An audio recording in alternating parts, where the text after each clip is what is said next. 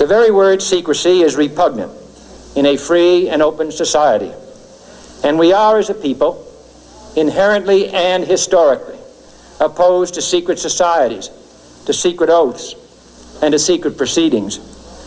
We decided long ago that the dangers of excessive and unwarranted concealment of pertinent facts far outweighed the dangers which are cited to justify it. Today, no war has been declared, and however fierce the struggle may be, it may never be declared in the traditional fashion. Our way of life is under attack. Those who make themselves our enemy are advancing around the globe. The survival of our friends is in danger, and yet no war has been declared. No borders have been crossed by marching troops. No missiles have been fired. If the press is awaiting a declaration of war before it imposes the self-discipline of combat conditions, then I can only say that no war ever posed a greater threat to our security. If you are awaiting a finding of clear and present danger, then I can only say that the danger has never been more clear, and its presence has never been more imminent. It requires a change in outlook, a change in tactics, a change in missions by the government, by the people, by every businessman or labor leader, and by every newspaper. For we are opposed around the world by a monolithic and ruthless conspiracy that relies primarily on covert means for expanding its sphere of influence, on infiltration instead of invasion, on subversion instead of elections, on intimidation instead of free choice, on guerrillas by night instead of armies by day. It is a system which has conscripted vast human and material resources into the building of a tightly knit, highly efficient machine that combines military, diplomatic, intelligence, economic, scientific, and political operations. Its preparations are concealed, not published. Its mistakes are buried, not headlined. Its dissenters are silenced, not praised. No expenditure is questioned, no rumor is printed, no secret is revealed. Formerly acknowledged as the Star of David, the move to adopt this symbol for the flag of Israel angered many Jews who realized that the symbol is in fact not the Star of David, but a hexagram symbol that was used in the ancient mystery religions. Many anti-Zionist Jews have since gone on to participate in annual flag burning rituals. It is in the biblical figure of Solomon that we can trace the true origins of the six-pointed star or hexagram. Solomon called the star the talisman of Saturn, or what became known as the Seal of Solomon. As we see, the bull's head is enclosed in a six-pointed star and surrounded by the letters composing the name Remphan, the planetary genius of Saturn, according to the alphabet of the Magi. The bull represents Moloch worship, which we will look at shortly, but first we need to examine two passages from the Bible that provide more detail on Solomon. Kings 11, 1-5 in the Bible features this passage. But King Solomon loved many foreign women, as well as the daughter of Pharaoh, women of the Moabites, Ammonites, Edomites, Sidonians, and Hittites, from the nations of whom the Lord had said to the children of Israel, "You shall not intermarry with them, nor they with you. Surely they will turn away your hearts after their gods." Solomon clung to these in love, and he had 700 wives, princesses, and 300 concubines, and his wives turned away his heart. For it was so, when Solomon was old, that his wives turned his heart after other gods, and his heart was not loyal to the Lord, his God, as was the heart of his father David. For Solomon went after Ashtoreth, the goddess of the Sidonians, and after Milcom, the abomination of the Ammonites. Ashtoreth here is a female goddess and the same goddess as Ishtar in Babylon, Isis in Egypt. The Romans called her Diana, and the Greeks Artemis, and the symbol is Venus. Milcom here is a male god, and its root word means king or Baal. It is the same god that is referred to as Moloch, or Nimrod in Babylon, Osiris in Egypt, Baal in Sidon. There are overlaps with Zeus in Greek culture and Jupiter in Roman culture. The symbol is Saturn. As the passage makes clear, Solomon fell in love with the women of Egypt and began to worship these false gods. Two other passages from the Bible directly reference the symbol of the star, or the seal of Solomon, or the talisman of Saturn. But ye have borne the tabernacle of your Moloch, and Chion your images, the star of your God, which ye made to yourselves. In another passage, just before being stoned to death by the Jews, Stephen accused the Jewish leaders. And you took up the tent of Moloch, and the star of your god Remphan, the figures which you made, in order to worship them. As you see, the star in the Bible is directly correlated with the god Moloch and Remphan. Remphan is another word for Saturn. If you study the geometry of the star, you realize it has 6 points, forms 6 equilateral triangles, and its interior forms a 6-sided hexagon. The 6 points, 6 triangles, and 6 sides of the hexagon equate to 666, the specific number that the Bible designated as the mark of the beast, or Lucifer's number. As Revelation states, "Here is wisdom. Let him that hath understanding count the number of the beast, for it is the number of a man, and his number is 666. Kings in the Bible specifically link Solomon with this number. Now the weight of gold that came to Solomon in 1 year was 666 talents of gold. The Bible specifically states that it was Solomon that used the star and not David. In fact, there is no evidence that David was ever associated with a star. We've seen how Freemasonry had been infiltrated and overtaken by the Rothschild Illuminati agenda. Here is what Albert Pike, a Freemason in the 1800s, said about the secret society. Masonry is a search after light. That search leads us directly back, as you see, to the Kabbalah. Kabbalah is the key of the occult sciences. The true philosophy, known and practiced by Solomon, is the basis on which Masonry is founded. It is not only Albert Pike himself who reveals the links between Freemasonry, Solomon, and the Kabbalah. The symbolism of Freemasonry and the Illuminati all overlap with recurring themes of Saturn and the numerology of 666. You see, what Pike is really referring to here is the occult practices of Solomon that are traced back to ancient Egypt and Babylon, and that secretly worship the god of Saturn, or otherwise known as Moloch, or Baal, or Nimrod. In 2012, NASA released yet another CGI image, this time of Saturn's North Pole. In addition to looking very fake and absurd, the image presents the world with what is termed as Saturn's hexagon. As you can see, when connecting the lines within a 6-sided hexagon, it produces other shapes. First that of a cube by joining 3 lines, and then that of a 6-pointed star or hexagon by joining 6 lines. Studying the root word of Kabbalah, I soon realized that Kaaba in Arabic means cube and Allah means God.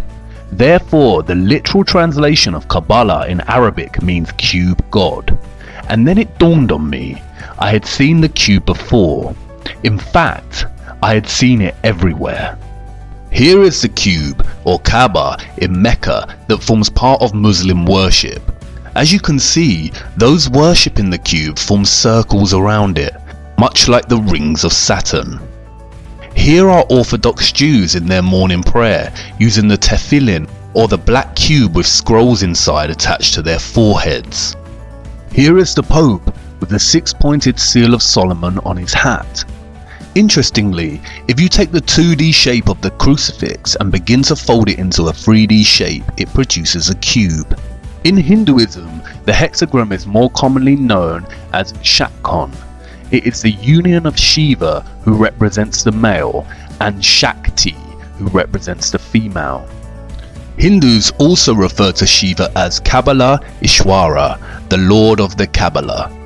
And did you know that there are huge monuments to the black cube throughout the world? Here is the 9/11 memorial from above. An inverted black cube within another inverted black cube. Furthermore, the Saturn symbolism is not just specific to religions and memorials. Even the everyday life of a so-called atheist is rife with Saturn symbolism. And this is not just limited to the cube itself or the star. The rings of Saturn populate our everyday world. We all live by the symbol of Saturn without realizing it. The symbol of Saturn is inextricable from the number 6. Saturn is the 6th planet from the Sun in the heliocentric model. Also, Saturn Day, or what we now refer to as Saturday, is the 6th day. If you look closer at the Freemason square and compass, it is indeed a broken 6-star hexagram. When linking the letters that spell Mason on the $1 bill, you get a 6-pointed hexagram with the Eye of Providence, or the Eye of Horus, specifically highlighted. Horus, again Egyptian gods. Saturn has also become inextricable with Satan or Lucifer. As Manly P. Hall writes, Saturn has also been associated with Satan, and this for numerous reasons. First, many authors argue that the word Satan is derived from the word Saturn. Second, Saturn is associated with the color black, as well as Satan. Third, ancients considered Saturn to be the furthest planet from the Sun, the latter being associated with the principle of good. Saturn is consequently the celestial body that is the less exposed to the Sun's divine light, and thus associated with the coldness of the principle of evil. Finally, the great god Pan, the horned deity, represented Saturn in ancient paganism. This half-man, half-goat creature is considered the ancestor of our modern depictions of Satan. Pan was a composite creature, the upper part, with the exception of his horns, being human, and the lower part in the form of a goat. The pipes of Pan signify the natural harmony of the spheres, and the god himself is a symbol of Saturn because this planet is enthroned in Capricorn, whose emblem is a goat. The pagan Pan also has other guises such as Baphomet, the half-goat, half-human, who has associations with Satan and Moloch. Like Saturn, Illuminati Freemasonry symbolism is prevalent throughout our society in the form of corporate logos and, as Albert Pike said, Freemasonry is the following of the philosophy of Solomon. It is also inextricable from the symbolism of Satanism. Here are some of the most recognized corporate logos we come across in our society today. Rebranding of old Masonic symbols and the emphasis on 666. 666, or the mark of the beast, is repeated throughout corporate symbolism. For instance, World Wide Web, or WWW in Jewish gematria, is 666. It is also used for the logo of the Monster energy drinks. It is also a recurring motif along with the single one eye of Providence. Many celebrities and politicians have been photographed making the 666 hand sign around the eyes. The sign forms a 6 and the 3 fingers indicates 3 score, or in other words, 666. Zechariah 11:17 mentions the eye in specific reference to straying from God and into Satan worship. Woe to the idle shepherd that leaveth the flock. The sword shall be upon his arm and upon his right eye. His arm shall be clean dried up, and his right eye shall be utterly darkened. And as we see again, many celebrities and famous people covering one eye, a gesture paying homage to the Eye of Horus, the Eye of Providence, and the darkened right eye of Satan. We also see many make the Horn of Canuto hand sign representative of Satan.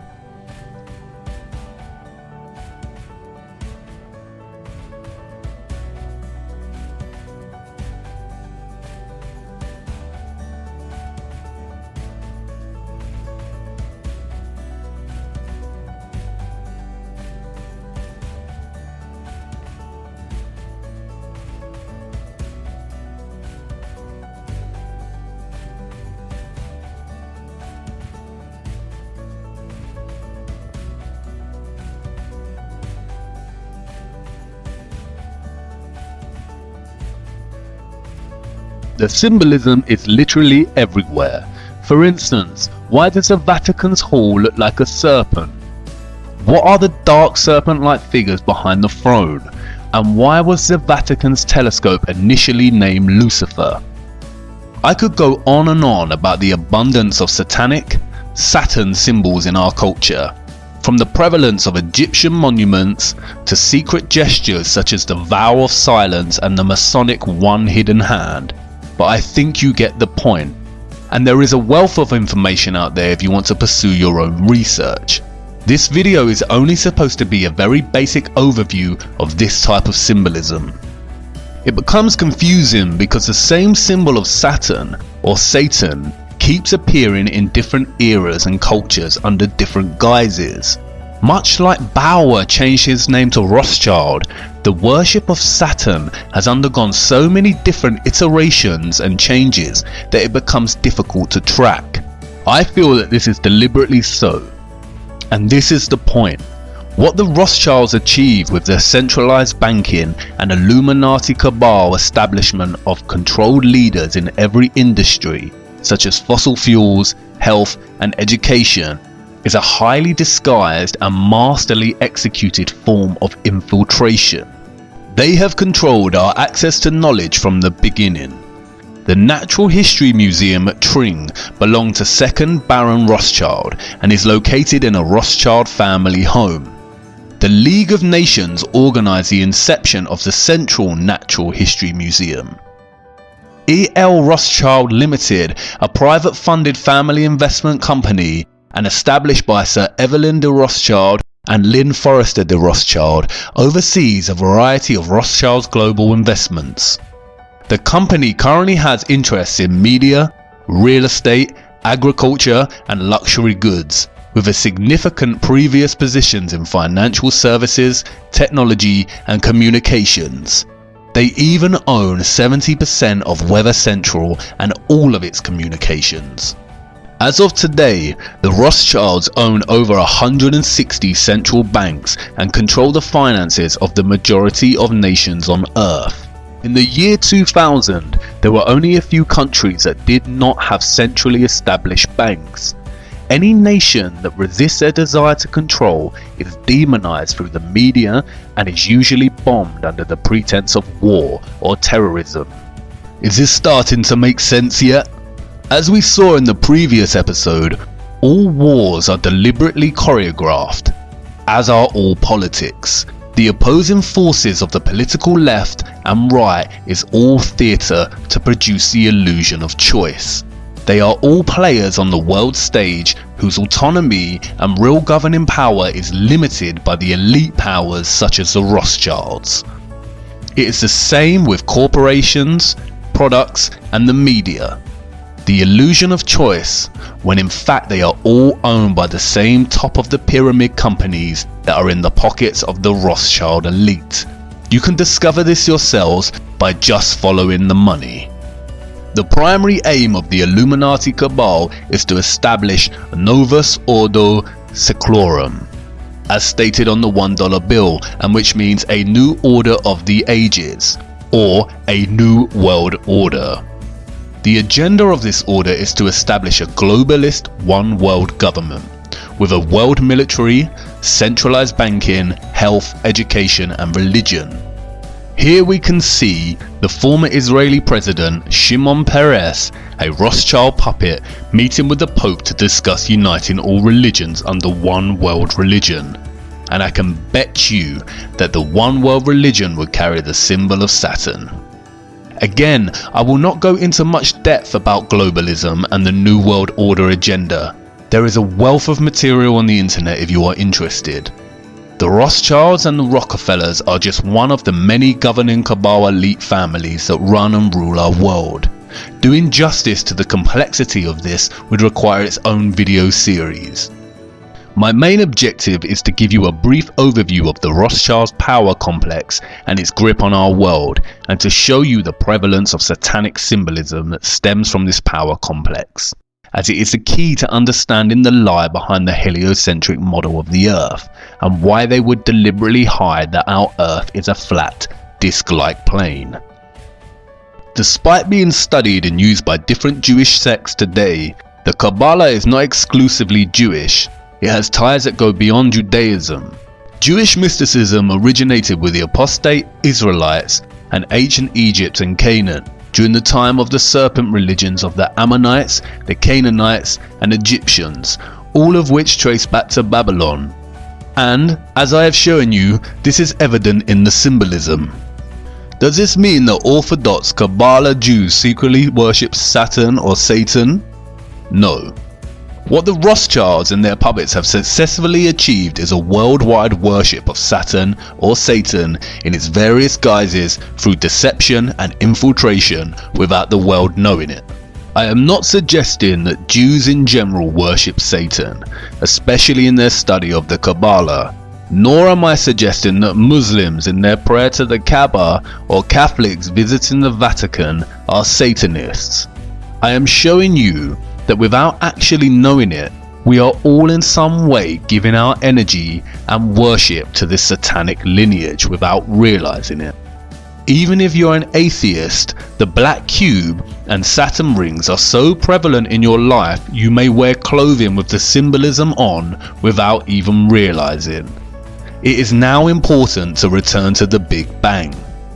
As I mentioned in the previous episode, the Kabbalah Ein Sof provides us two conclusions: that either the Big Bang has proven the Kabbalah and its teachings, or that the Big Bang theory was stolen from the Kabbalah. But you see, perhaps there is an even more sinister conclusion behind this. Perhaps, just perhaps, modern Kabbalists, or more specifically the Illuminati Freemasonry satanic complex, have figured out a way to force their beliefs onto others by renaming their views as science.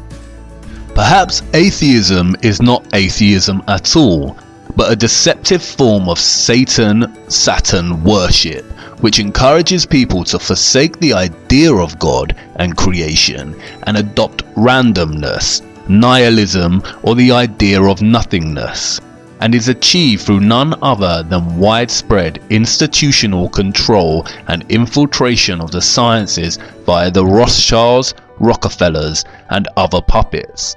And when met with any opposition is shame from the so-called scientific community.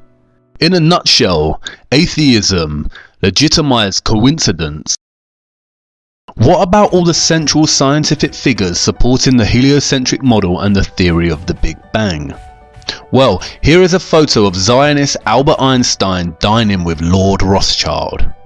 Isaac Newton was a Freemason and had a keen interest in the occult.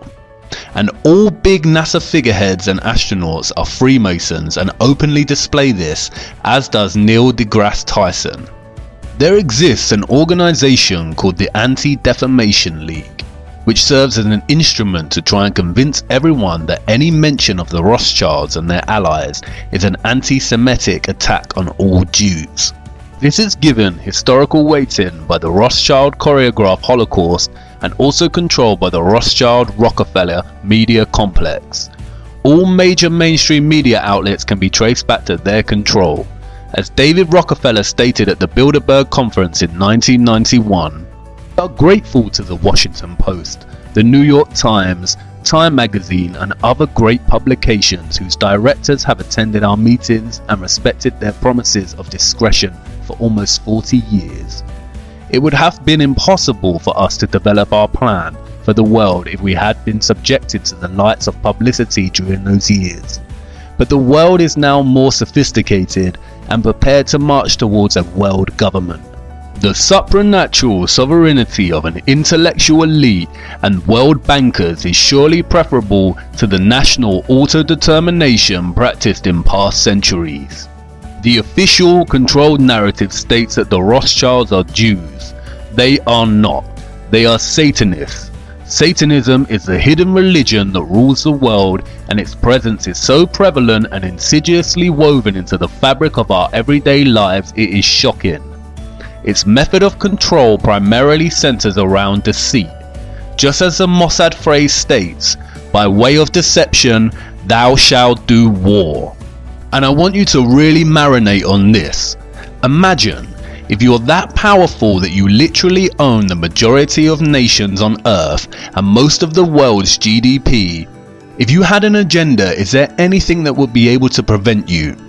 Would people in power or of fame be able to speak out against you without it having dire consequences? Really consider that kind of wealth and power. It is becoming more and more evident we have been deceived on the true nature of our Earth. And I understand that what I am telling you probably sounds just as ludicrous and ridiculous as when I first mentioned that the Earth is flat. And I know you are on the brink of turning this off and writing it off as garbage conspiracy theory. But let me tell you this, conspiracies are real. It's the lack of evidence that makes them a theory. Stay with me. As I said before, you cannot tell people the truth, you must show them. Do not take my word for it. I cannot just make claims that there is an elite body of people that worship Satan and have operated throughout time by deceiving the common people as to the true nature of the world, and that they have full control over all the information we receive. Prevalent Satan symbolism and the history of the Rothschilds is not enough proof or evidence. If Satanism is real, then I need to show you the true evil of such worship before I show you what they are covering up with NASA. Come with me now to part 7. We are nearly through this rabbit hole.